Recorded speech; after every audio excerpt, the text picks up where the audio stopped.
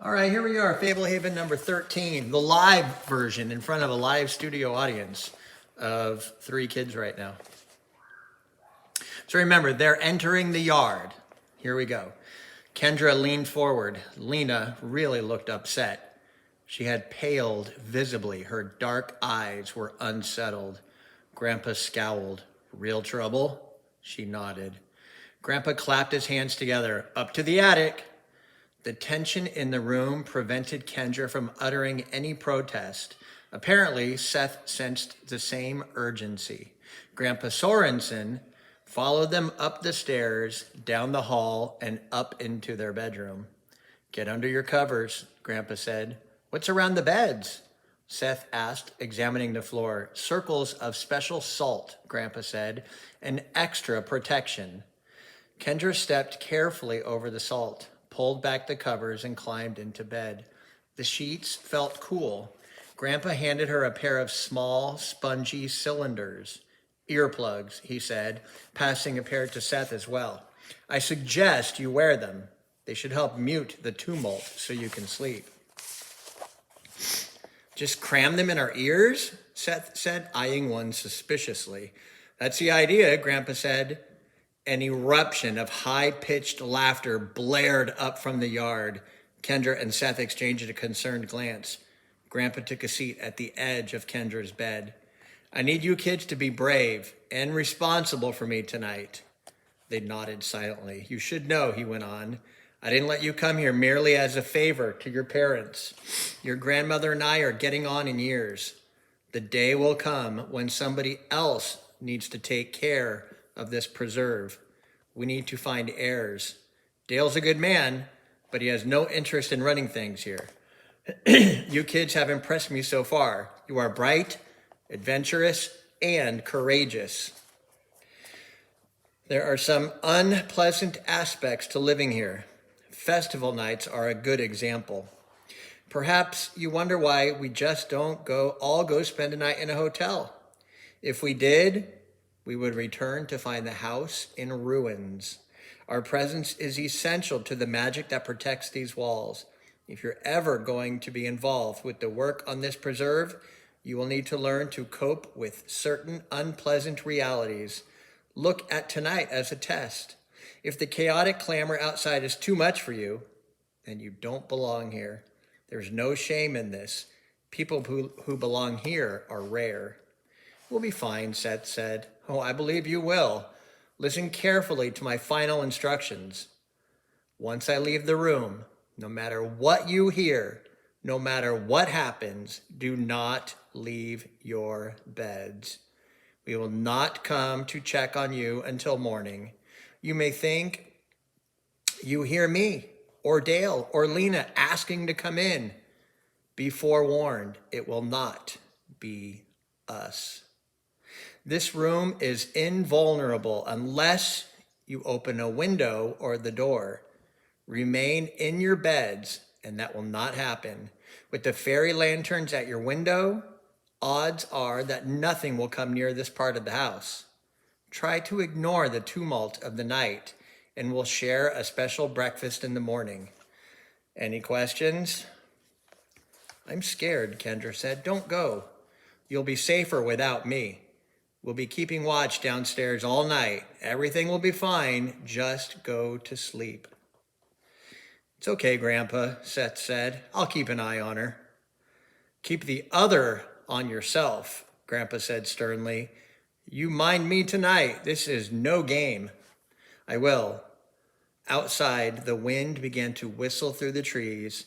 The day had been calm, but now a groaning gust shook the house. Overhead, the shingles rattled and the timbers creaked. Grandpa crossed to the door. Strange winds are blowing. I better get downstairs. Good night. Sleep tight. I'll greet you at sunrise. He closed the door. The wind subsided. Goldilocks clucked softly. You've got to be kidding, Kendra said. I know, Seth said. I'm practically wetting the bed. I don't think I'll sleep all night. I know I won't. We better try, said Kendra. Okay. Kendra inserted the earplugs. Closing her eyes, she curled up and snuggled into her covers. All she had to do was fall asleep, and she could escape the frightening sounds of the night. She forced herself to relax, letting her body go limp, and tried to clear her mind. It was hard not to fantasize about inheriting the estate. No way would they give it to Seth. He'd blow the whole place up in 5 minutes. What would it be like to know all the mysterious secrets of Fablehaven? It might be scary if she were alone. She'd have to share the secret with her parents so they could live with her. After a couple of minutes, she rolled over to face the other direction. She always had a tough time falling asleep when she was too deliberate about it. She tried to think of nothing, tried to focus on calm, regular breathing. Seth was saying something, but the earplugs muffled it. She pulled them out. What? I said, the suspense is killing me. Are you actually using the earplugs? Of course. You're not? I don't want to miss anything. Are you crazy? I'm not tired at all, he said. Are you? Not much. Dare me to look out the window. Don't be stupid. It's barely sunset. What better time to look? How about never? You're a bigger chicken than Goldilocks, and you've got less brains than Hugo. The wind rose again, steadily gaining force. Warbling moans echoed on the breeze, groaning in different pitches, forming eerie, discordant harmonies. A long, bird-like scream overpowered the ghostly chorus of moans, starting at one side of the house, passing overhead, and finally fading. In the distance, a bell began to toll. Seth no longer looked quite so brave. Maybe we should try to get some sleep, he said, putting in the earplugs. Kendra did likewise. The sounds were muffled, but continued. The haunted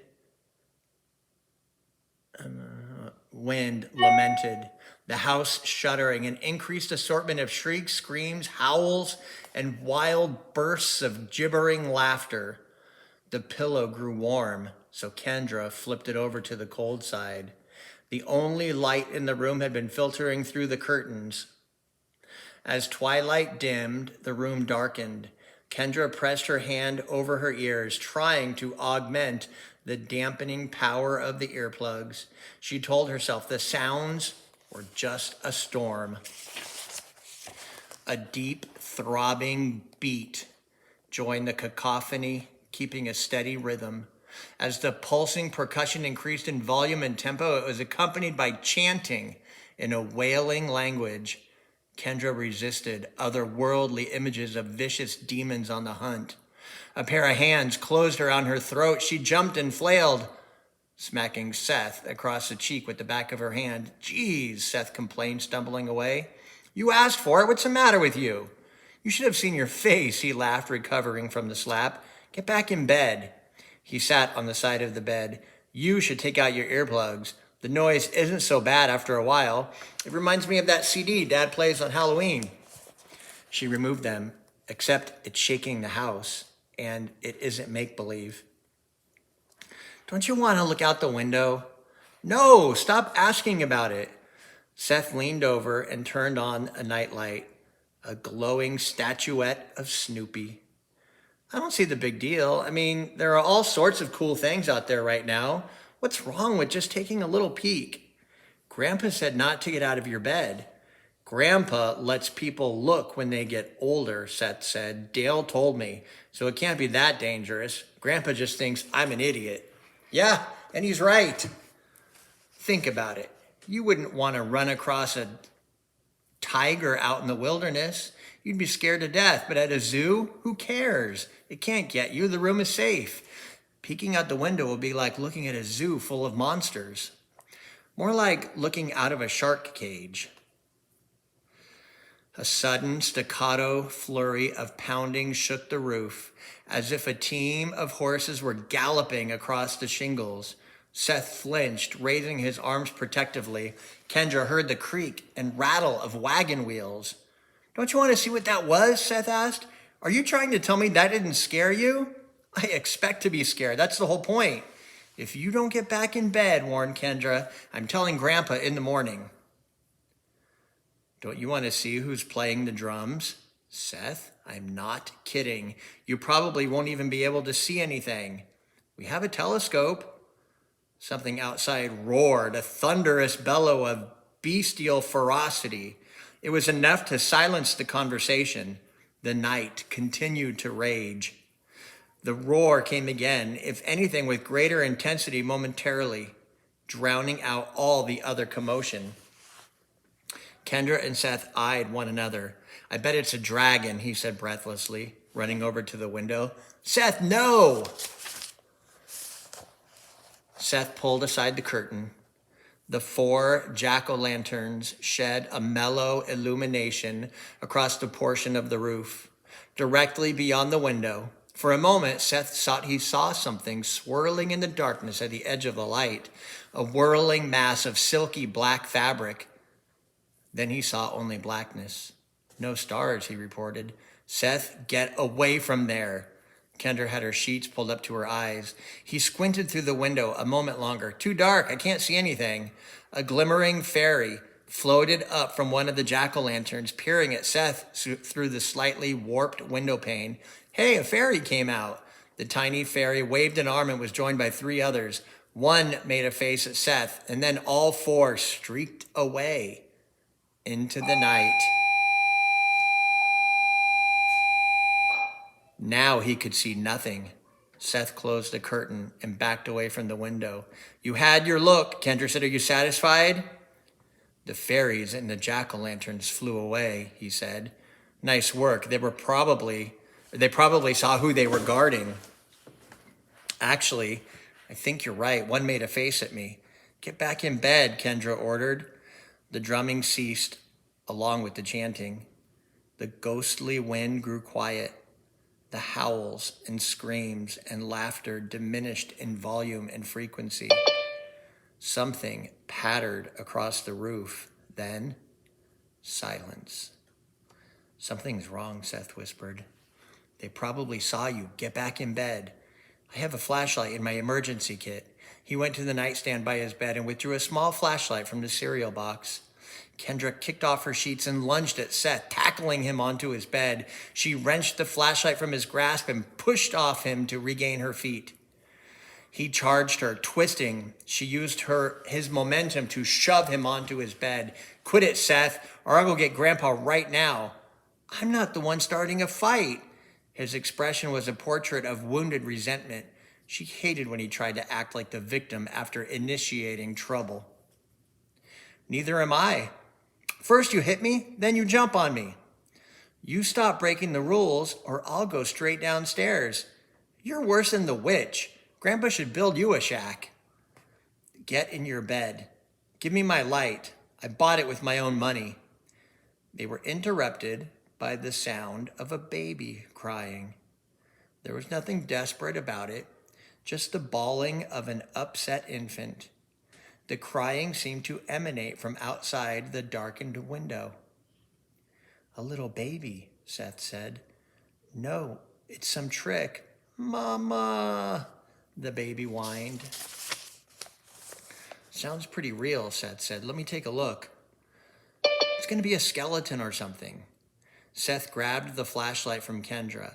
She neither gave it to him nor prevented him from taking it.